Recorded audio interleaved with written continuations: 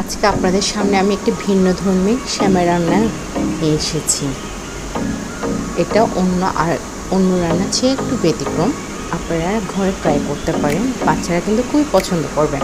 প্রথমে আমি ঘিয়ের মধ্যে সেমাইগুলো নেড়ে চেড়ে নিচ্ছি।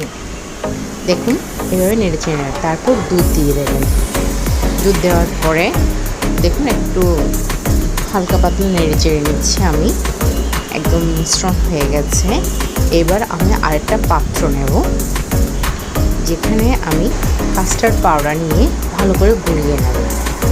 যাতে এমনভাবে মিশ্রণটা গুলিয়ে নেব যাতে খুব ভালো করে দুধের সাথে মিশে যায়। আপনারা কিন্তু এইভাবে ট্রাই করবেন। এরপর দুধের মধ্যে দিয়ে দেব। তারপর দেখতে পাচ্ছেন আমি কত সুন্দর করে দুধের মধ্যে দিয়ে দিয়েছি কাস্টার্ড পাউডারগুলো। এটা আসলে এই সেমাইয়ের জন্য খুবই মজাদার একটা ব্যতিক্রমধর্মী উপাদান। দেখুন হালকা হালকা একটু ব্রাউন কালার চলে আসছে। নাড়াচাড়া করতে থাকবো যাতে ভালো করে সিদ্ধ হয়। এরপর আমি কনডেন্স মিল্ক দেব।